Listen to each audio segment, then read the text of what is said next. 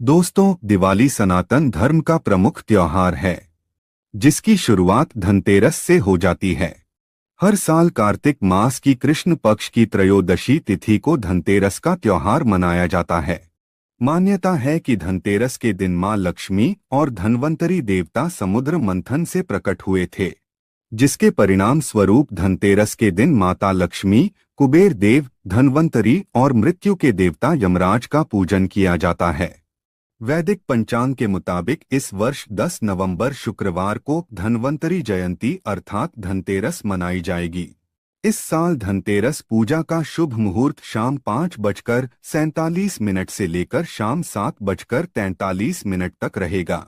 धनतेरस के दिन बाजार से खरीदारी करके कोई नई वस्तु घर में लाने का चलन होता है। लोग इस दिन नए वाहन, वस्त्र, सोने चांदी तथा स्टील से बने बर्तन आदि लाते हैं।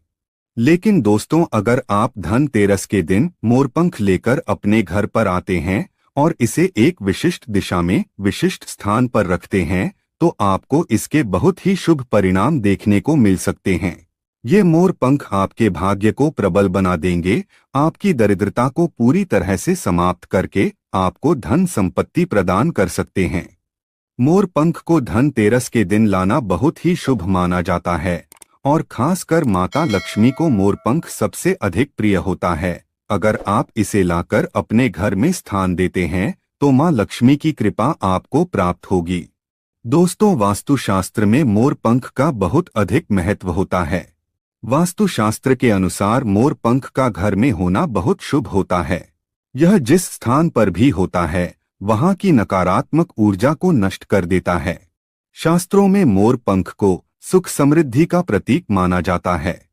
यह अत्यंत चमत्कारिक होने के साथ ही घर के वास्तु दोषों को भी कम करने में सहायक है। लेकिन वास्तुशास्त्र में मोरपंख को घर में रखने के नियम बताए गए हैं। मोरपंख घर में रखते समय इन नियमों का पालन अवश्य करना चाहिए, तभी इसका सकारात्मक प्रभाव देखने को मिलता है। वास्तुशास्त्र में मोरपंख को रखने की सही दिशा और स्थान के बारे में बताया गया है।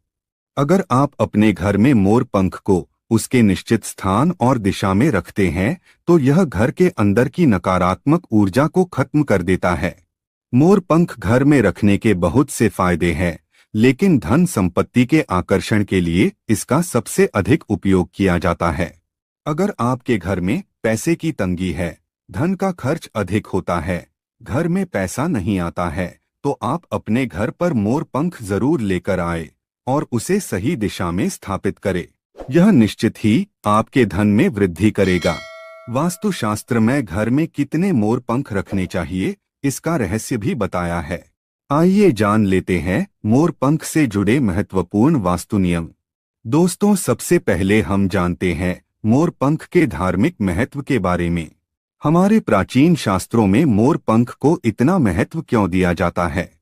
दोस्तों, हमारे प्राचीन पुराणों में मोरपंख को एक चमत्कारिक यंत्र माना गया है। इसका प्रयोग कई प्रकार की तांत्रिक क्रियाओं में भी किया जाता आ रहा है। तंत्र साधनाओं में इसका प्रयोग करके सम्मोहन, शत्रुनाश तथा बुरी शक्तियों को नष्ट किया जाता था। इसके अलावा ज्योतिष विद्या में भी मोरपंख का प्रयोग किया जाता है। ज्योतिष शास्त्र में मोरपंख से जुड़े उपाय भी बताए गए हैं। आयुर्वेद आदि ग्रंथों में विविध व्याधियों तथा रोगों को नष्ट करने में भी मोरपंख सहायक होता है। मोरपंख घर से बुरी शक्तियों को दूर तो रखता ही है, साथ सर्प आदि विषैले जानवर मोरपंख के भय से घर में प्रवेश नहीं करते हैं। इसीलिए वन में निवास करने वाले लोग इसे अपने घर के पास रखते थे। मोर से जुड़ी पुराणों में कई कथाएं लिखी हुई है। पक्षी शास्त्र में मोर से जुड़ी एक कथा का वर्णन मिलता है। प्राचीन युग में संध्या नाम का एक असुर हुआ करता था। वह बहुत ही शक्तिशाली और बड़ा तपस्वी था। गुरु शुक्राचार्य से विद्या प्राप्त करके संध्या नाम का असुर देवताओं को अपना शत्रु मानने लगा था। उसने ब्रह्मदेव और भगवान शिव से वरदान प्राप्त किया और बहुत अधिक शक्तिशाली बन गया। उसके बाद उसने स्वर्ग पर आक्रमण किया और कई देवताओं को बंदी बना लिया। लेकिन उस असुर को पराजित करने के लिए देवताओं ने एक योजना बनाई और उसके लिए उन्होंने मोर की सहायता ली। सभी देवता और नवग्रह मोर के पंखों में विराजित हो गए, जिससे मोर बहुत ही अधिक शक्तिशाली बन गया और विशालकाय रूप धारण करके उस मोर ने संध्या असुर पर आक्रमण कर दिया। इस युद्ध में संध्या असुर का वध हो गया और देवताओं को उनका आधिपत्य फिर से प्राप्त हुआ। सभी देवताओं ने मोर की प्रशंसा की और उसे भी पूजनीय होने का वरदान दे दिया। तभी से मोर को बहुत ही पवित्र माना जाता है। जिस स्थान पर भी मोर पंख होता है वहां पर 9 ग्रहों का अशुभ प्रभाव नहीं पड़ता है। दोस्तों, केवल ऋषि मुनि और देवता ही नहीं बल्कि भगवान श्री कृष्ण भी मोर की प्रशंसा करते हैं। भगवान श्री कृष्ण ने मोर की श्रेष्ठता का वर्णन किया है और उन्होंने मोर के पंख को अपने मुकुट में धारण करके मोर के श्रेष्ठ होने का प्रमाण भी दिया है। मोर पंख के बिना भगवान श्री कृष्ण कहीं पर भी नहीं जाते हैं। श्री कृष्ण कहते हैं, मोर शांति और प्रेम का प्रतीक है। मोर सुख समृद्धि का भी प्रतीक है। मोर का पंख मनुष्य की हर प्रकार की नकारात्मक शक्ति से रक्षा करता है। दोस्तों, मोर को विविध देवी देवताओं के प्रतीक के रूप में पुराणों में दिखाया गया है। माँ लक्ष्मी, देवी सरस्वती, भगवान श्री गणेश, भगवान कार्तिकेय जी, ऐसे अनेक देवी देवताओं का संबंध मोर से जोड़कर दिखाया जाता है। माँ लक्ष्मी धन संपत्ति ऐश्वर्य प्रदान करने वाली देवी है। माँ लक्ष्मी को मोर पंख अत्यंत प्रिय है। माँ लक्ष्मी के पास मोर पंख रखने से माता प्रसन्न होती है। माता सरस्वती का वाहन मोर है, इसीलिए विद्यार्थियों को अपने पास मोर पंख अवश्य रखना चाहिए। यदि आप घर में बांसुरी में मोर पंख डालकर अपने घर में रखते हैं तो इससे परिवार में सुख शांति का वातावरण निर्माण होता है। दोस्तों, हमारा घर एक मंदिर की तरह होता है। अगर इसमें रहने वाले सदस्य रोज आपस में झगड़ा करने लगे तो यह मंदिर कम, युद्ध का मैदान अधिक लगने लगता है। घर में क्लेश और झगड़े होने के कई कारण हो सकते हैं, लेकिन सबसे बड़ा कारण होता है घर में नकारात्मक ऊर्जा का प्रवेश करना। लेकिन हमारे घर में ये नकारात्मक ऊर्जा आखिर कहाँ से प्रवेश करती है और इस नकारात्मक ऊर्जा को दूर करने के लिए कौन से उपाय करने चाहिए? वास्तुशास्त्र के अनुसार प्रत्येक घर में नकारात्मक ऊर्जा फैलाने वाली चीजें मौजूद होती है। इन वस्तुओं के बिना हमारा घर चल नहीं पाता है। इन वस्तुओं को तो हम घर से बाहर नहीं निकाल सकते हैं, लेकिन उस नकारात्मक ऊर्जा को अवश्य बाहर निकाल सकते हैं। इसके लिए हमें मोर पंख का प्रयोग करना चाहिए। धनतेरस के दिन आप 3 मोर पंख ले और उसे अपने घर के मुख्य द्वार के पास हवा में जोर जोर से हिलाएं। इससे आपके घर के अंदर की नकारात्मक ऊर्जा आपके घर से बाहर चली जाएगी। अगर आप रोज सुबह ऐसा करते हैं तो आपके घर के अंदर की संपूर्ण नकारात्मक ऊर्जा धीरे धीरे समाप्त हो जाएगी और आपके घर में सकारात्मक वातावरण का निर्माण होगा। इसी बात को ध्यान रखते हुए आज हम आपको बताएंगे कि घर में वो कौन सी 3 जगह है जहां पर आपको मोर पंख जरूर रखना चाहिए, और इन जगहों पर अगर आप मोर पंख रख देते हैं तो आपके घर में भी सबसे अधिक सकारात्मक ऊर्जा बनी रहेंगी। सबसे पहली बात, घर से नकारात्मक ऊर्जा को दूर करने के लिए अगर घर में नकारात्मक ऊर्जा है और परिवार के सदस्यों की तरक्की में अड़चनें निर्माण हो रही है तो आप धनतेरस के दिन अपने मुख्य द्वार के ऊपर गणेश जी की प्रतिमा रखें और प्रतिमा की दोनों ओर मोर पंख अवश्य रखें। इससे आपके घर में किसी भी प्रकार की नकारात्मक ऊर्जा प्रवेश नहीं कर पाएगी। यदि आपका मुख्य द्वार वास्तुशास्त्र के नियमों के विरुद्ध है तो आप मुख्य द्वार पर 3 मोर पंख अवश्य रखें। इससे वास्तुदोष समाप्त हो जाएंगे। दूसरी बात, ग्रहों के दुष्प्रभाव से बचने के लिए अगर घर के सदस्यों पर ग्रहों का दुष्प्रभाव है अथवा ग्रहों की स्थिति खराब चल रही है तो धनतेरस के दिन मोर पंख ले और उस पर गंगाजल अथवा शुद्ध जल का छिड़काव करे। फिर इसे ऐसे स्थान पर रख दे जहां पर ये किसी को दिखाई न दे। इससे गृह शांत होने में मदद मिलती है।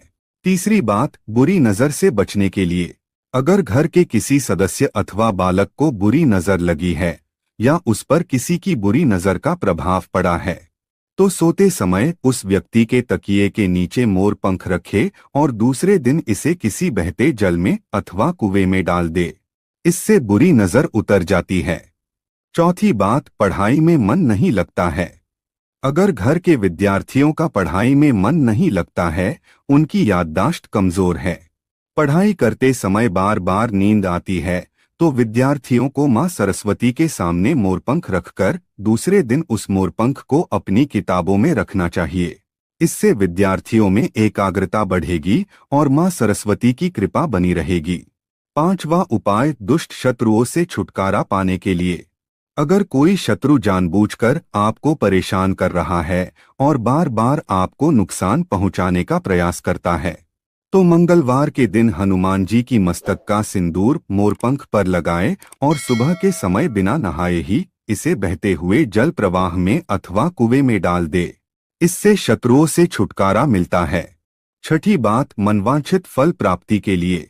अगर मन की कोई इच्छा अधूरी है, कई दिनों तक कोशिश करने के पश्चात भी मन वांछित फल प्राप्त नहीं होता है, कार्यों में बार बार रुकावट आ रही है, तो आप राधा कृष्ण के मंदिर में जाकर भगवान श्री कृष्ण को मोरपंख चढ़ाएं अथवा घर में ही श्री कृष्ण की मूर्ति पर मोरपंख लगाएं और अपनी इच्छा उनके सामने प्रकट करें। सातवीं बात, अगर पति पत्नी के बीच तनाव हो।